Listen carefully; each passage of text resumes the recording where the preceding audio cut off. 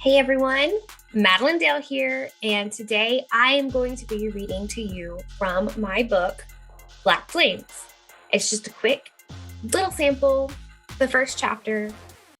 Let me know what you think. If you have any questions for me, let me know in the comments or reach out to me. I'm all over social media. You can mainly find me at my website, www.thechaptergoddess.com. It has all the links to my social media and a way to contact me via email. But yeah, so here we go. So I'm actually going to read you the synopsis on the back. That way you guys kind of know what the book's about before I dive into chapter 1. So this is book 1 in the Ember series. Ember believes she's a latent wolf until she finds herself facing a demon using hellfire. The black flames trigger something within her, and the world as she knows it is dumped on its head. Has her entire life been nothing but a lie? Tied to the future Alpha via contract, she seeks an escape to find her true mate. Confused by the emotions surrounding her discovery, she sacrifices herself to save her pack and is taken to hell.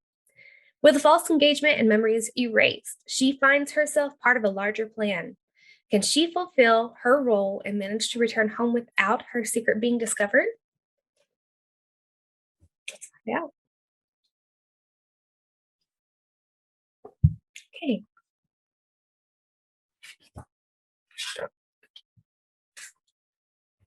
Chapter 1. My breath huffs out as I push myself to keep up with the lean male ahead of me. My legs burn with fatigue and my body begs for me to stop. Sweat drips down my back in what feels like waves as I continue ahead, one foot in front of the other. Running is torture. Come on, keep it up, Ember. You can't slack off. You have to be strong. We need to see if we can't force the change. I huff, giving his back the stink eye. Give me a break, Corey. I think I'm doing all right keeping up with a male shifter who's already had his first transition into a wolf. You know, that isn't good enough. The alpha's already putting pressure on your family because you're still unchanged. The next Luna needs to be prepared for anything. Your betrothed is concerned. My betrothed can kiss my ass. He knows I don't want to be with him. He just doesn't want to disappoint our parents. Hell, I'm 19. I can choose who I want to be with. I stop, doubling over, attempting to catch my breath. My stomach burns and my mouth is dry. Why didn't I bring a bottle of water with me? I have to stop. I hear Corey stop and the dirt shifts as he whips around. I take in deep breaths, doing my best to fight the cramps in my thighs. You can't stop, Ember. We are almost finished. Just another mile or two. I stand as straight as possible and place my hands on my hips. I glare menacingly at him. No, I need a break. You can't push me like this. It's not fair. None of this is fair. I didn't choose this. Adam can find someone else. We don't even know if we're meant to be mates. He walks to me and puts his hand on my shoulder. I know, it's not fair, and I hate to push you. Hell, I'm the one keeping secrets from him about you, but you have to try. You don't have a way out of this, even if he isn't your mate. Unless he chooses to break the contract your parents made with the Alpha at your birth, you're stuck. You know the rules. We can't go against the Alpha. I frown and reach up, placing my hand on his cheek. But where does that leave us? What if you're my mate? The attraction and the sex are there. That's all we need to seal the deal, right? No. Even if you're my mate, you know I can't claim you. That's not how this pack works. As the next beta to the future Alpha, I have to do what I'm ordered. Those orders will include not touching the Luna once it's official. That's stupid. I know he's been sleeping with Lacey. What if she's his mate? I think he'd know if she was. There isn't a bond between them like that, from what he said. Fine, but until we find a way to get me out of this shit, I'm still going to enjoy who I want and whatever I want. That includes you. I step into him and place my lips against his. What better way to distract him from our training than to put his mind elsewhere? After a minute, he pulls away. I know what you're trying to do. Come on, let's keep moving. They did put me in charge of your training for a reason, you know. I can't fill this task. I roll my eyes. Fine. I push off at a slow pace as Corey sprints ahead of me. I let my gaze drop to his ass as he moves. The way those sweatpants hang, showing off the muscles of his core, makes my mouth water. We have known each other since we were kids. He was my best friend for a long time until I took a chance to kiss him. Things quickly escalated from there, but we've had to keep our relationship a secret, especially since he and Adam are close. Well, somewhat tight. Adam is a prick in my pack's next outfit. Our parents agreed we should lead the pack one day together and decided to sign a contract stating it. They even had it approved by the Council of Elders, presiding over all the paranormal communities, vampires, witches, shifters, and the like. They have done a decent job of keeping our world hidden, but will there ever be a time where we don't have to hide who we truly are? I grumble loudly as I continue following Corey. No matter how much training we've done, it's yet to encourage my wolf to surface. She's in there. I've felt her presence a few times, but she refuses to appear. I have no idea why. My mother says I'm just a late bloomer, but I haven't been that in any other areas of life. Why can't I make the shift happen so she can do all this running? My legs continue to burn as we make it another mile, and the gentle breeze pushes the smell of smoke in our direction. It has another faint scent that I can't place, but my steps falter as Corey suddenly stops ahead of me, cursing. What's wrong? I reorient myself and slow my pace to a walk, stopping at his side. You don't recognize the smell? He turns to me with a concerned expression. It sends flutters of trepidation through my belly. Smoke? Yeah, why? It's not just smoke. The smell of death, isn't it? I need to check it out, then alert the pack. Stay close. He motions for me to follow behind him, and I roll my eyes. There's no way someone died. Nothing exciting ever happens in this pack, other than an occasional squabble. It's probably just a typical house fire. Supernatural beings aren't the only ones that live around here. After all, it's probably just an old man that fell asleep and left the stove on. I shrug as Corey shakes his head. I wouldn't put hope into that idea. We walk a few minutes in silence after that, and I cherish the time to catch my breath. The street around us seems fine with tall trees and evenly spaced plots with houses on them. It's unusually quiet, though, and unease makes its presence known as we continue to follow the trail of smoke. See that ahead? Corey's voice startles me, and I follow his line of sight to the house half a block away, covered in flames. Oh shit! That's Amber's house! I take off at a sprint toward my childhood friend's home. Fear screams in the back of my mind, and all reason leaves me as I move with unnatural speed. She has to be okay. Maybe they're all standing in the backyard or calling the fire department from another house. I reach the house as flames crackle and something to my right crashes. I run toward the noise and see Miss Bain, Amber's mother, attempting to crawl out from beneath a board. The board is covered in flames, but they're different. These flames are black. I move toward her and grasp the board, ignoring the fire, and lift it off her as she collapses to the ground. She looks up at me from her position and then at my arm as I hold the board. I follow her gaze and gasp as the black flames lick up my arm and disappear. I shriek a second later and fling the board away from me. A howl fills the air and I turn my gaze back to Miss Bain, whose eyes have turned a creepy black. Her body begins to change and elongate, but it's different from her usual shift from human to wolf. Slime leaks from her eyes and coats her entire body as talons burst from her hands. She lunges for me, only to be stopped by a large body barreling into her. Her body flies back into the burning house, and I stare in shock as the house collapses on top of her. I turn, glaring at the dark red and brown wolf, whose fur is bristled. He growls toward the house as if Miss Bain is going to come back. What the hell, Corey? She needs our help. He turns and glares over his shoulder at me. Shrieking noises come from the pile of fiery rubble, pulling his attention back. I follow him and stare at what I thought was Miss Bain, rising on wings with 4 talons beneath her. She flies toward us, and I scream as I'm yanked back. Wind surrounds me as arms encircle my waist in a familiar hold. Calm down, it's me. I'm getting you out of here. I beat the rest of the wolves here. You're one lucky lady, the voice drawls out in my ear. Zeke, oh my God, we can't leave Corey. We have to go back. I start hitting his back with my fist. He just chuckles and repositions me. A sharp squeal follows us from the burning fire, and I hear growling from multiple wolves. Hopefully they got there before that thing destroys Corey. He's going to be okay, Ember. He's the next beta for a reason. He's strong. You'll see. He begins to slow down, and I take in our surroundings. We traveled miles in what seems like only a few seconds. I guess that's one thing vampires have over us wolves in their intense speed. We may be fast, but they're always faster. What was that thing? Did you see it? I feel the adrenaline moving through my body and something in me stirs. That was an imp, a creature from hell. They aren't the friendliest creatures. They normally don't reveal themselves. Did it hurt you or anything? He stops suddenly, jolting me, and sets me on my feet. He looks me over and lifts my arms and puts them down. Do you need healing? Do you need some of my blood? I slap his shoulder. No, I don't need any blood. I'm fine. She didn't touch me. He looks me dead in the eye, as if I'm trying to discern if I'm genuinely hurt or not. Did anything else happen?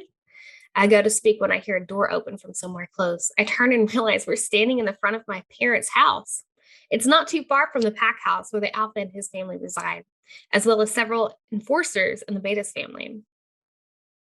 Oh, honey, are you okay? Your father just told me what happened through our bond. Are you hurt? Zeke, did you look her over? She's perfectly fine, Kyra. Now not a single hair was touched, Zeke says, resting a hand on my shoulder. Thank the goddess. Come inside. We can have some coffee. Your father will be around after a while, Mom says and turns, ushering us to follow her. Did he mention if Corey was all right? I ask, and I notice my mother's shoulders stiffen. She's always been concerned about how close I am to him, but we've never let on that we're together. Even Zeke has kept it quiet. He didn't say, but he did mention that the pack uncovered the bodies of the entire Bain family. I'm sorry, honey. I know you and Amber were once close. Her voice seems to move through a fog as memories of playing Barbies with Amber in the backyard surfaced from the recesses of my brain. Her long blonde curls would bounce around her when we laughed as kids. She had an early transition and began training to be a sentinel in the pack borders shortly after. It made finding time to hang out difficult. I feel a gentle nudge as Zeke's hand pushes me forward. He then proceeds to pull me into his side. I look over at him and offer him a small smile of thanks, and we follow my mom the rest of the way into the house. Zeke has been around since I turned 14. He and my mother met back when she was young, and he deemed himself a guardian for the family at the time. I'm not sure why, and none of the specifics have ever been shared, but he went away for a time to do who knows what. Mom claimed he was like a different man when he returned. Zeke's always seems to appear when I need him the most, or right when I'm about to do something stupid that I probably would regret later on. Like the time I got dared to jump off the roof of another family's home into their pool in the dead of night, and he stopped me from completing it. I knew it wasn't a good idea, but I had to show that stupid Lacey up. I know I don't want to be with Adam, but it pisses me off that she gloats about it in front of the other shifters, that she and he are an item. It doesn't look good for me when she does it. If Zeke hadn't stopped me, I probably would have broken something. And considering I haven't fully transitioned into my wolf yet, my healing is barely above that of a human. It would have taken me weeks or possibly months to recover from that.